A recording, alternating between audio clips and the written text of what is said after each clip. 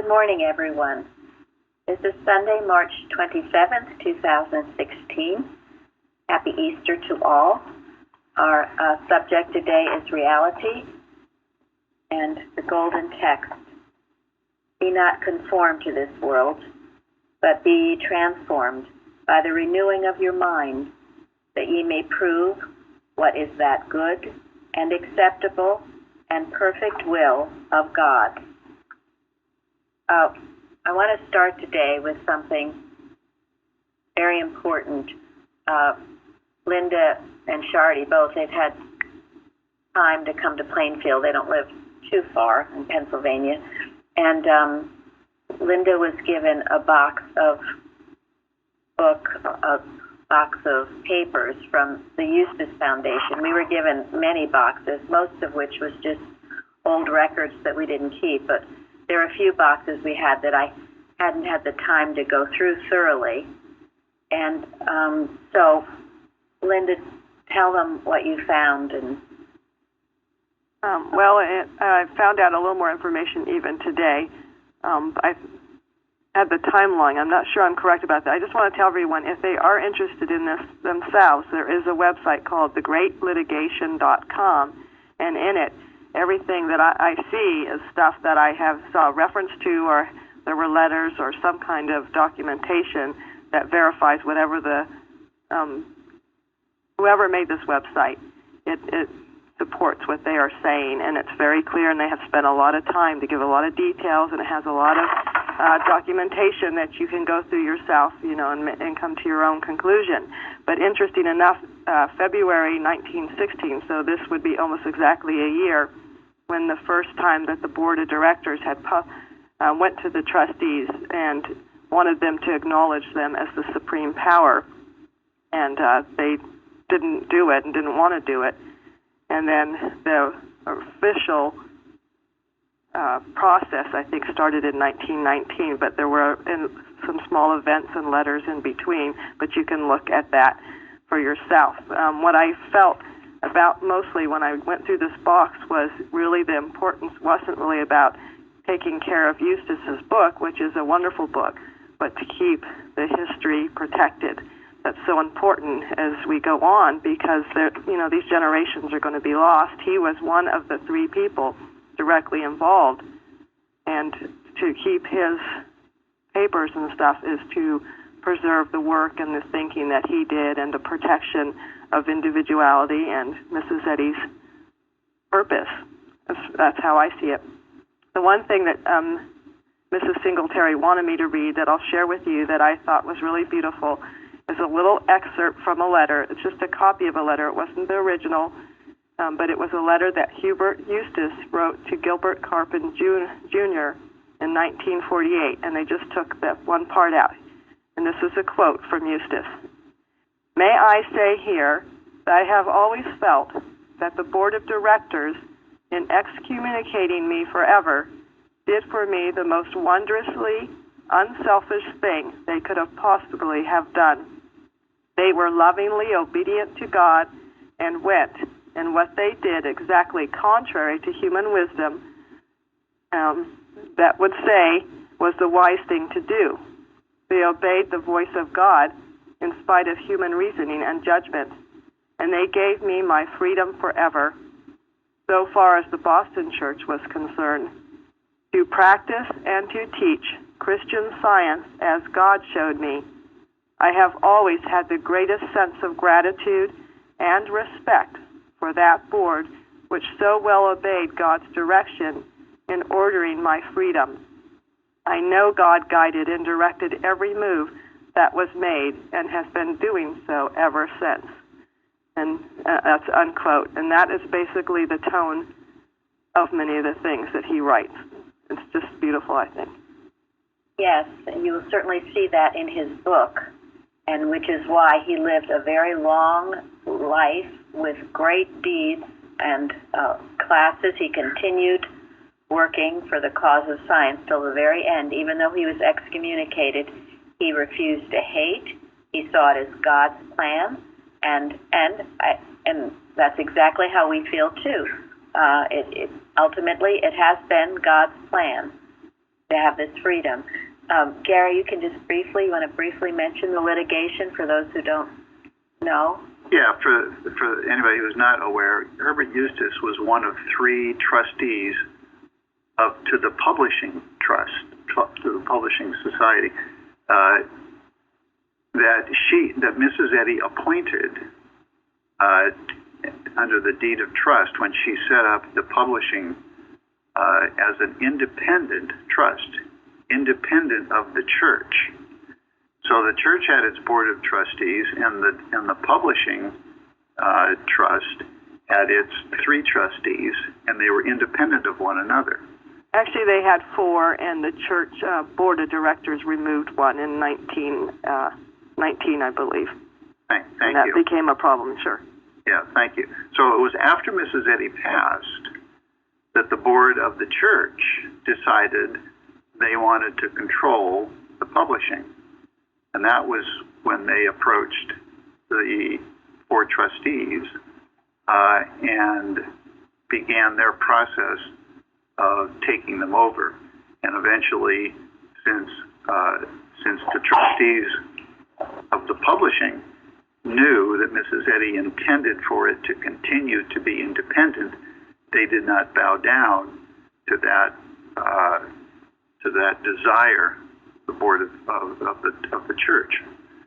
So that is what prompted the church trustees to sue to take control of the publishing. And that litigation caused a huge rift within the Christian Science movement. A huge number of Christian scientists left their membership,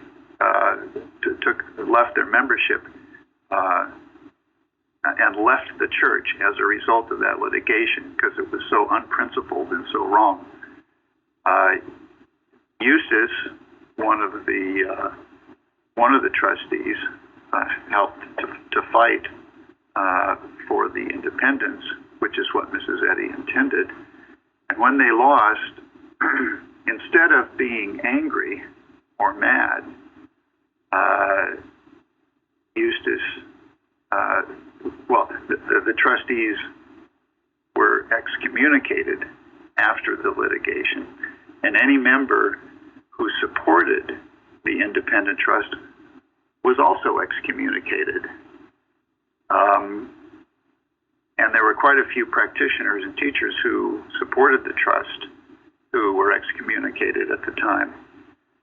And Eustace went on to be a very popular practitioner and teacher and lecturer, and he continued lecturing for years after he was excommunicated. I'm not sure if he lectured, but he certainly was a practitioner. Well, you could maybe give talks to students who read his book. Yes. Yeah, he went around the country giving talks to groups that invited him to give talks because he was so well known and respected. And he refused. And if you read his book, you read the introduction to his book, he sees his excommunication as basically a freedom, being set free from the ecclesiastical despotism that he would have been under had he not been excommunicated. He also wrote a very beautiful letter, and you can see it on the website that I mentioned, to the, I don't know if it was to the membership, I think it was published in some form in the journal or something, I can find that out, that when they gave over their trusteeship to the board of directors at the time, he wrote a beautiful letter putting it in God's hands. What, also, the books, the journal, at that time, during the Great Called Heaven. Yeah, also, there's 2 years worth of journals. I think they're volumes Linda, do you? 22, 23, Yeah, or 21. that sounds right. Somewhere around there, 22. 21 and 22, I think. I'm not sure. Anyway, there's 2 volumes of journals that have articles regarding the litigation that after the litigation, the board of the church went around and took those volumes out of all the reading rooms, and so they become quite rare. And if you ever find one, please let us know, because we're missing those two still. And Well, we'd love to have them. And why is any of this important? Is it important? Of course, it is important, and we understand what has gone on, the history, Yes. and why it is what it is today. Yes. And why it can happen. Yes. It is important because history would be rewritten. It's being rewritten in our country so that our youth are getting misled as to the facts and the truth about our country and what established it. And this is the same in Christian Science. It is perpetuating a lie, isn't it? Not to have these facts out and the truth out. And what did Mrs. Eddy say? Honesty is what? Power. And dishonesty, Weakness. which forfeits divine power, divine help. Divine help, right. forfeits divine help. So if there's any question as to why all these branch churches are failing, when you forfeit divine help, you can't succeed. And I go back to which I found, I've mentioned it before, but when Mrs. Eddy was asked, what do you look for in a practitioner? Do you remember what she said? Someone who knows her history. Yes, her history and the history of the church. I found that fascinating. I mean, they didn't say look for someone who's super loving. She didn't say that. Look for someone who, can quote the Bible. She didn't say that. She said, find someone who knows my history and the history of the church. That should be your practitioner. Now, in all of these cases, please do not take my word or our word or anybody's word for any of this. You can welcome to research it on your own.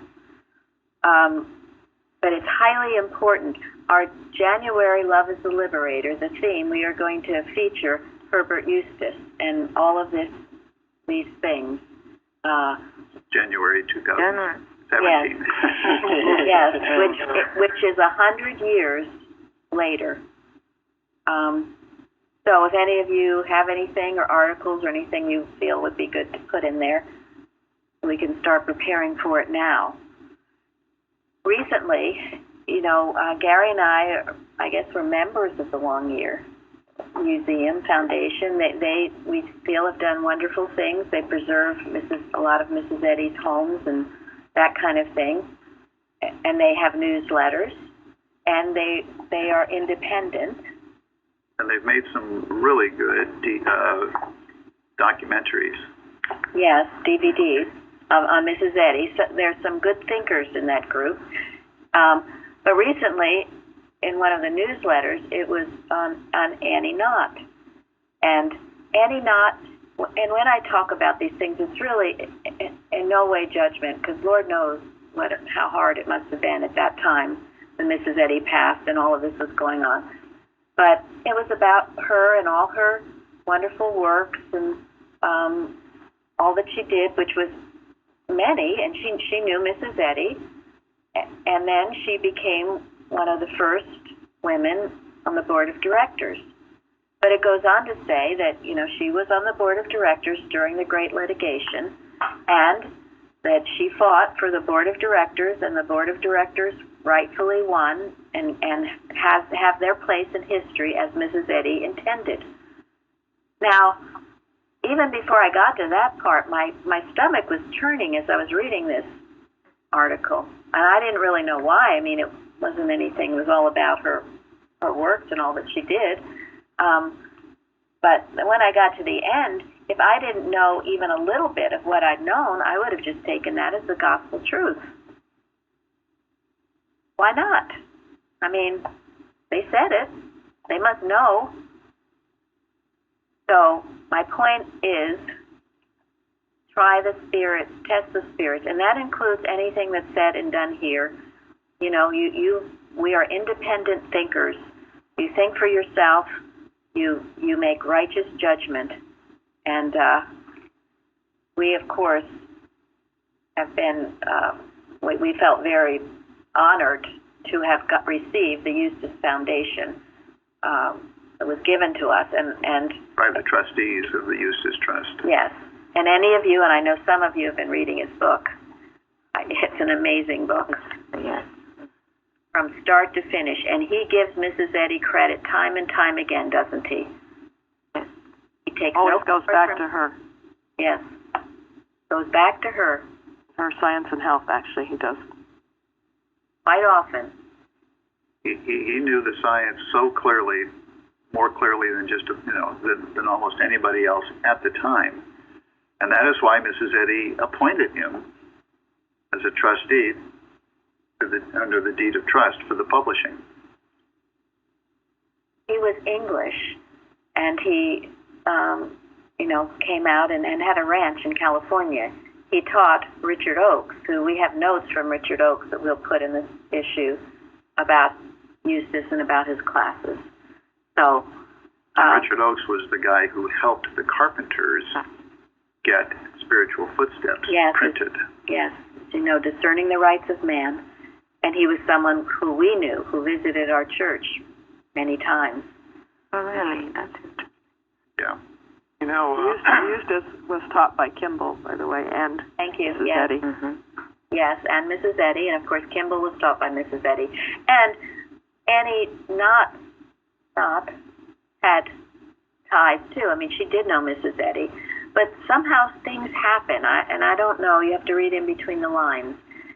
And anyway, it was a very, very tough time, but the source must always be pure, and we must know, it's important, as I just mentioned, that we know the history.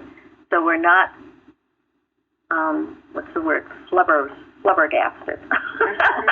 Whatever.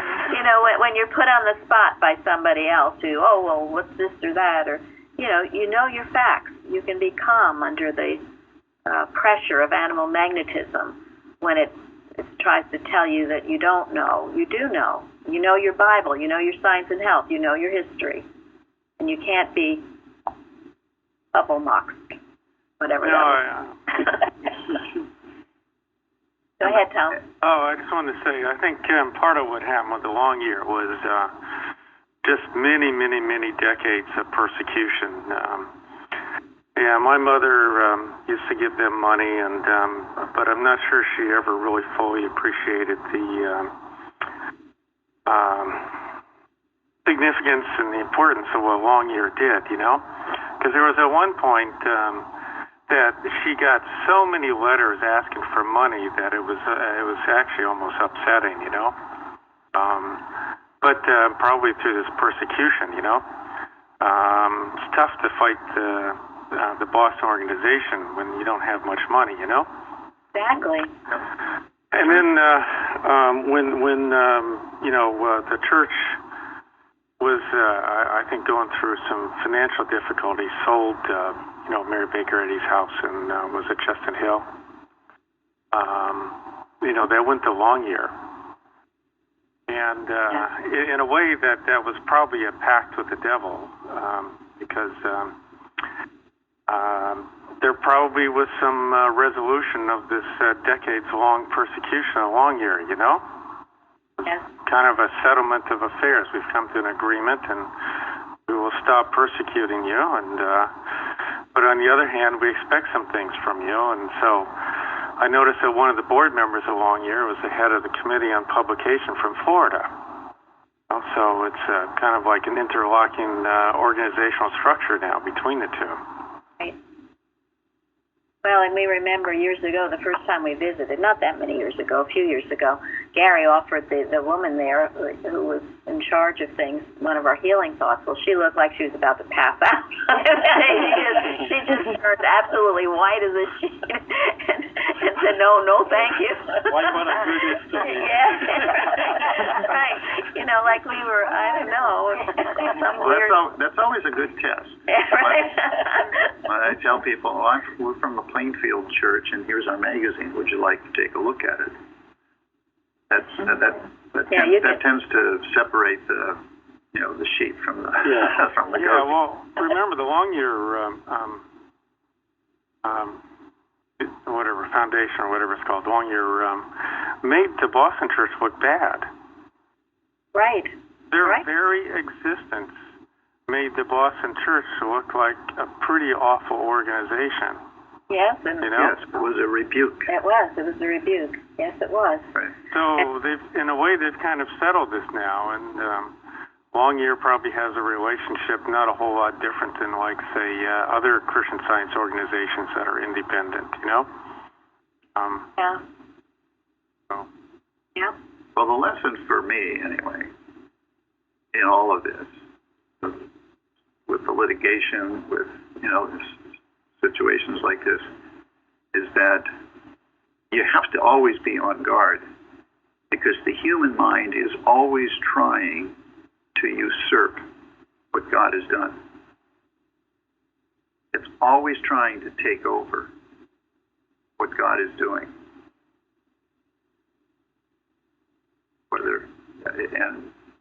And we have to always be on guard. Always on guard. But because it's going to try. It also explains, we talk about the subject of persecution. In the case of Eustace, how he saw it. I mean, he saw it as freedom to actually do what God has a purpose for his life, I believe. Probably not to continue as a board member, but to be able to publish the word in a very separate way. And that is the conclusion that we had to come to when we were excommunicated. A great freedom. And Mrs. Eddy, and I believe it was Augusta Stetson, she told that those who are right will find their way out of the organization. She knew all of this was going to happen. She knew it. And that's why she did not want to establish a church, and especially a central organization. She knew what would happen. It always has. It always will. I mean, it happened to the early Christian church. Turned into a huge organization of just control. So we have the freedom of an independent church. We can have the Easter lesson whatever Sunday we want. We can, we can have the Eve services. We can be free to think independently as God directs us to, but always in strict obedience to Mrs. Eddy. And one of the greatest joys of freedom is being able to write our own lessons. Absolutely. All the things we do. Have a Bible study, and we have no one to ask authority. Can we do it? We do whatever we want to, and we won the right to use the name Christian Science. So, Emmanuel, God with us, He is. But beware of the history. And those of you who have time, you can investigate it for yourself, or just read the Eustace book. That'll do it. And you judge people by what they've written. That's how I do it. And all these excommunicated people were absolutely incredible workers, every one of them. So that tells me a lot. Okay, now there's a lot to the lesson we need to discuss. Could someone read the first statement in Science and Health, the first citation, number 1? Carol, you want to? The scriptures imply that God is all in all. From this it follows that nothing possesses reality nor existence except the divine mind and his ideas. He is divine principle, love, the universal cause, the only creator, and there is no other self-existence. He is all-inclusive and is reflected by all that is real and eternal and by nothing else. He fills all space and it is impossible to conceive of such omnipresence and individuality except as infinite spirit or mind. Hence, all is spirit and spiritual. We've talked about this, but Mrs. Eddy on page 275 of Science and Health says the starting point in Christian Science is the fact that God is all in all. So I want to hear now from you what this means to you, how you can demonstrate this. This is a huge point.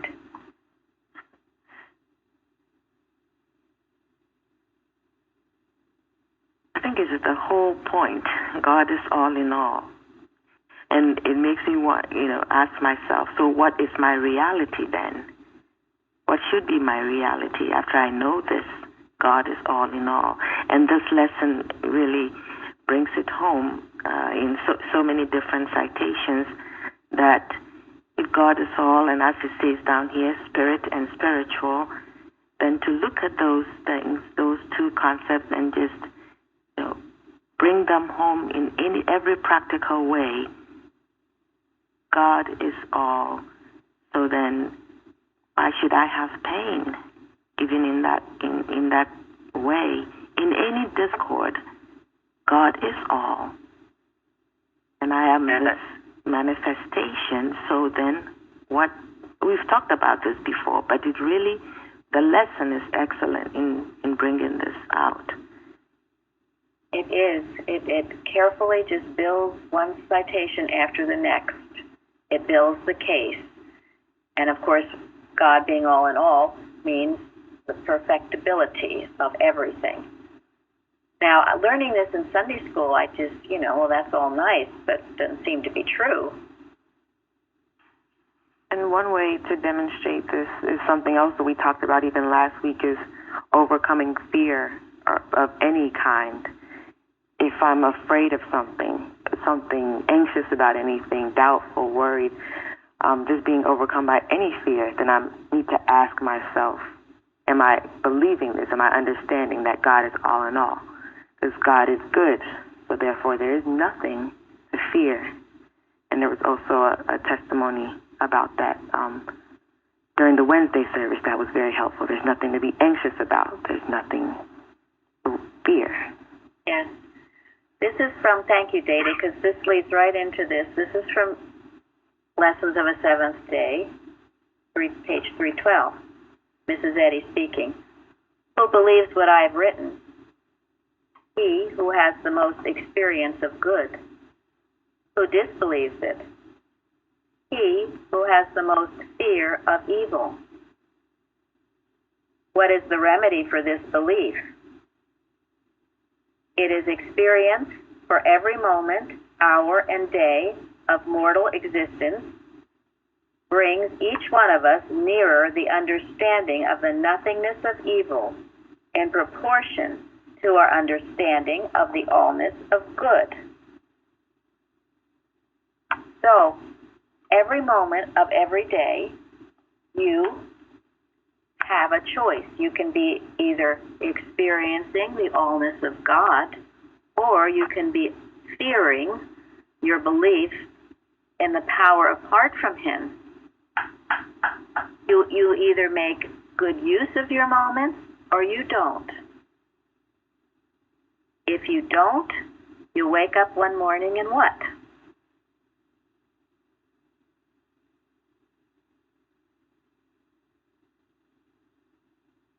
You will feel lost. Yeah, thank you. Yeah, you will wake up in fear and anxiety, wondering what this is all about. Someone that a practitioner mentioned that she had some of her patients who would call, just repeat to themselves, that I refuse to be concerned about whatever they feel concerned about, because God is all, and just think of it that way. And quite nicely, all their needs were met without any, human planning. So that's beautiful.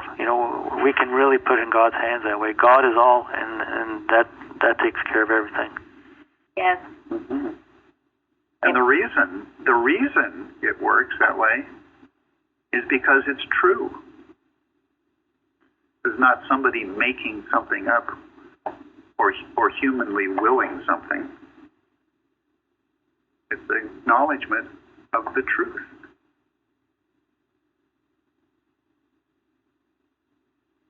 You know, in Mrs. Eddy's home, and the first watch from 9 to 10, done in unity, was to handle fear and the belief that there was another power apart from God. It was to establish for the day that God is all in all. Now, I would suggest to you, because I've been doing it, to start your morning like that. Many of you might have an hour, some maybe do, but you at least spend some time establishing the fact that God is all in all. That means there is nothing else God. If you think there's something else but God, you're seeing through a glass darkly. You're seeing the mist of the Adam dream. Just as if the sun is shining and there's a big cloud in front of the sun, so you can't see the sun. The sun's still shining? Yes. The cloud that has distorted your vision. I think also that there is no self either apart from God. Not just the power, but also no self apart from God. Absolutely. No selfhood apart from God. He is all in all. Therefore, right where you are is God. And isn't this what Jesus' mission was all about? Isn't this what he proved over and over again? And particularly with his resurrection, that should have been a very convincing final proof for a lot of people. Well, can you explain a little bit about why, I hear what you're saying, and believe me, I've been trying to put that into practice, but how could you handle something like, right, like you said, get up in the morning and think about God is all, and don't see through the cloud. My mornings are very cloudy, very, very cloudy. And as much as I try, there's always the, I don't know what you call it, the world or everyday business that interferes. And somehow I find it difficult to, in the midst of it, to go back to that original thought that God is all and God is in control. If there's any way I could bring this more to the fore and not be so easily swayed by the circumstances. I think this is what you've been working on, a lot, but I still find myself struggling with it. Well, nobody said it was easy. It's not. And it doesn't come just overnight or 2 weeks or something. I mean, I know how it's been years. I'll say it has been years to really finally see through a clearer window. Yeah. What do you do before you go to sleep? Yeah. Yeah. The night before? Well, I try to compose myself because I usually don't sleep very well. So I do sort of try to read. I read, actually. I'm not try, but I do read. Don't say try. Yes, I don't try. I do read it, and yes, and try to think about God. No, don't try. No. I do think about God. And the same when I wake up. The first thing when I wake up, I always said, either the Lord's Prayer or God is my life, something that will just get me out of bed, drag me actually out of bed and to start my day. Can I take a stab at it? Go ahead. Huh?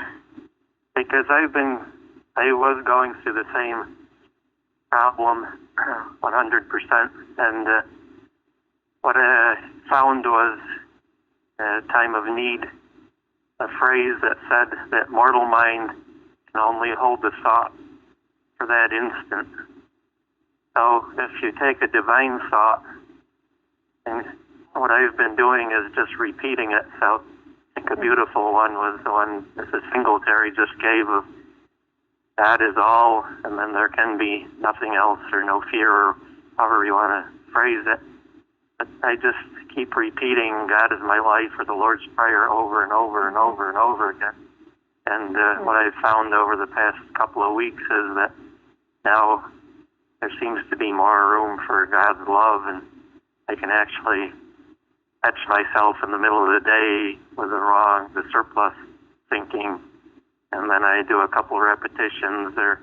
Now I can branch out into expanding upon God is my life, as God is the creator, God is all, etc., etc. Yes, what does it mean? What does it mean to pray without ceasing? It's so helpful.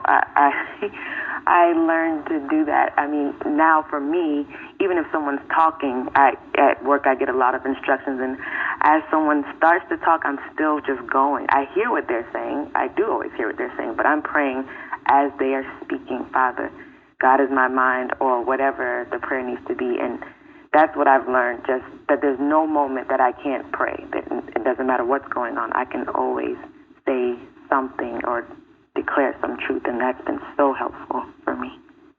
Thank you. Now that's a challenge when you're not used to being that way. You just run through your day, and as I love it, Tom, a long time ago, said he'd get up in the morning, read his lesson, and then he would get up and start to worry and fret. And so what good is reading the lesson if you don't apply it moment by moment? And that's just what I read from Lessons of a Seventh Day. It's the application moment by moment. Who gave the testimony? Was it you, Carol, about are you working? Yes. I don't have that statement with me, but it's in Watching Points. And a student of Mrs. Eddy, she asked him, are you working? And he said, oh, yes, I study this, I do that, I read this. And then she said, when you see the leaves fall, do you know that there is no change, no cause, no cold?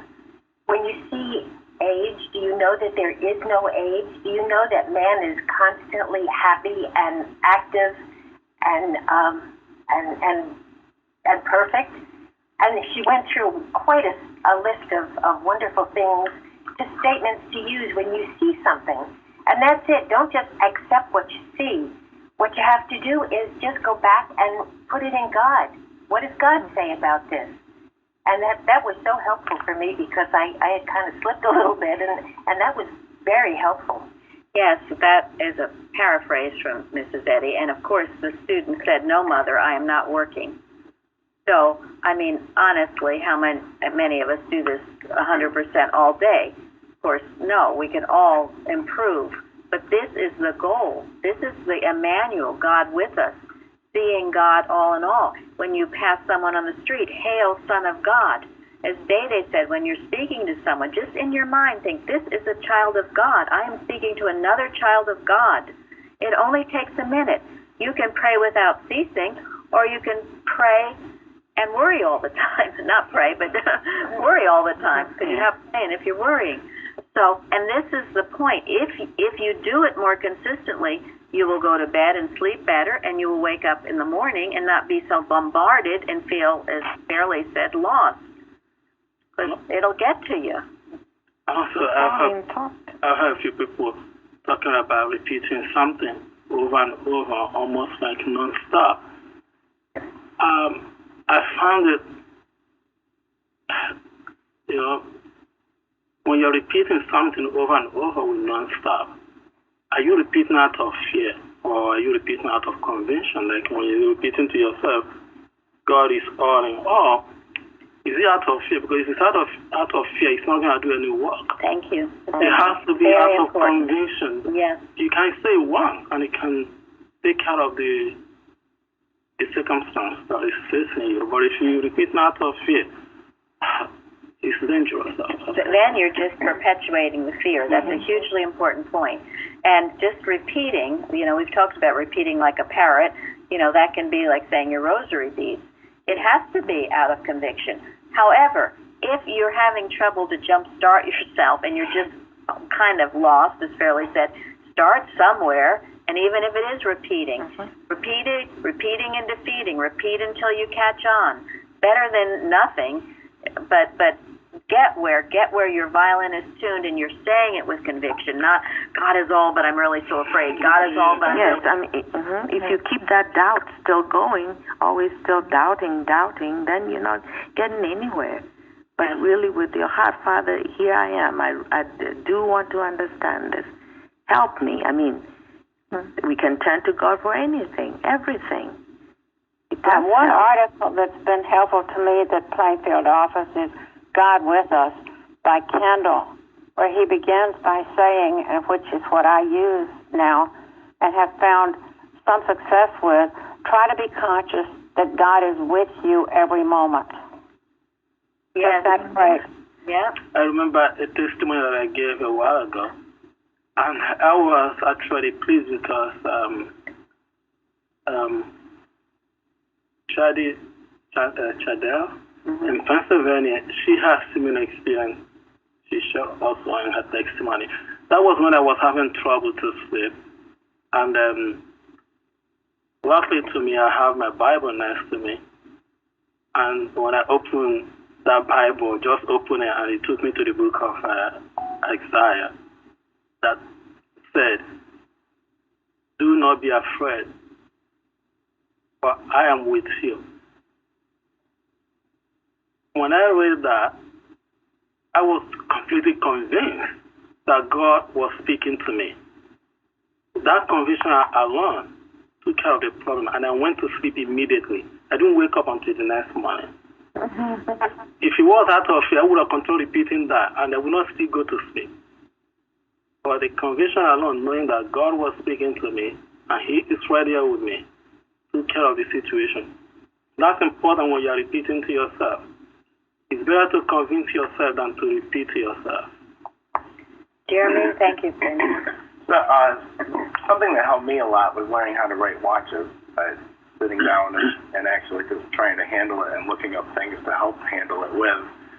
It took care of a lot of different things. And even now, if something comes up, I know that's like the best thing to do for me is just to sit down and work out a watch for it because it handles it. You're handling it, yes. And that's that. Go ahead.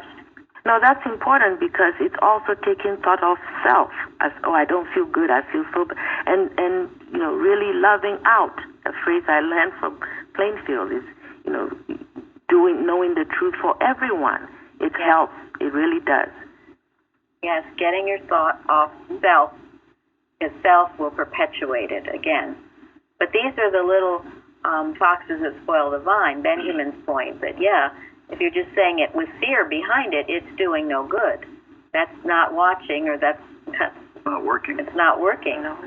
And that's why in the morning to establish means to get there without a doubt in your mind. You work a few minutes just knowing there's nothing but God. If you're a Christian Scientist, do you believe it? If you don't believe it, well, okay, then don't be a Christian Scientist.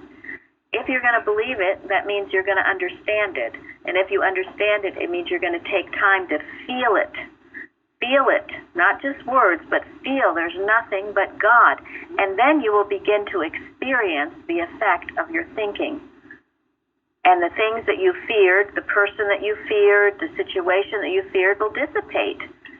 And this is why we have Wednesday meetings, because people are just demonstrating it. I remember Day Day had a situation, too, she testified to about whatever problem and meeting it and right away and not having it continue.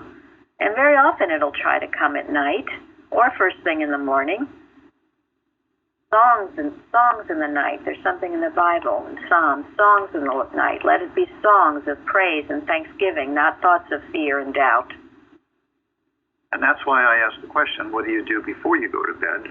Because one of the things that you should do is to spend a little bit of time thanking God for all that he did for you that day. And if you can't think of anything that you can be grateful for that God did for you that day, then you went through the whole day without seeing God at work. And guess who's at fault for that? You go through a whole day and you haven't seen God. Well, man, you're in the wrong mind, and you need to shake yourself, and it's not going to get any better. So as you go about your day, you practice this. It's practice the presence of God. You have moment-by-moment opportunities.